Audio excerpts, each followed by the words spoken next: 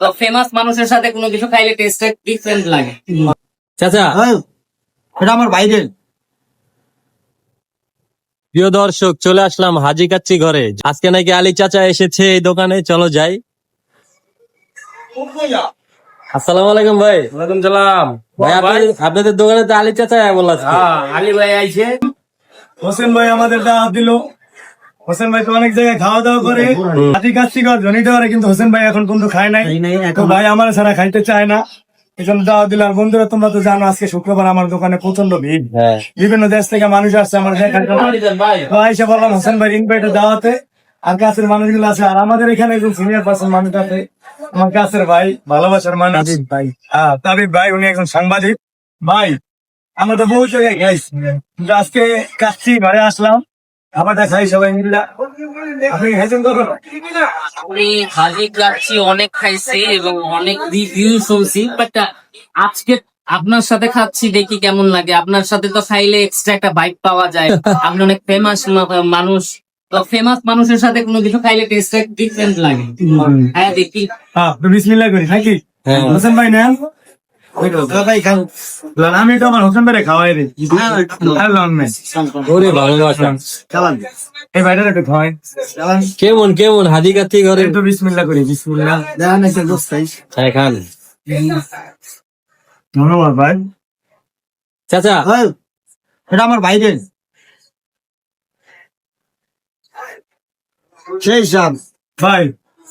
আমার কাছে আমার কাছে মনে হয় এটা হপাই রান্না করাম একদম টাটকা না, টাটকা টাটকা, মানে একদম গরম। এই যে গোছগুলো ধরা যায় না, গরম অনেক। তো অনেক ভালো লাগতেছে আমার কাছে খাইতে। এখন আমি যদি বলি তা হবে না, আপনারা আসবেন, খায়া দেখবেন, খেয়ে দেখতে হবে। আমরা কি ভালো বললাম না খারাপ বললাম? আপনাদের সবার দাওয়াত হলো, প্লিজ অনুরোধ সবাই একটু আসবেন। ঠিকানাটা কোথায়? ঠিকানাটা বলে রাখি। ঠিকানাটা জিঞ্জিরা কেরানীগঞ্জ জনিটরের পাশে হাজি কাচ্চি ঘর।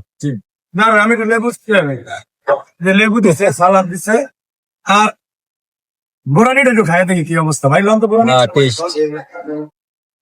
বোরানি দেখান।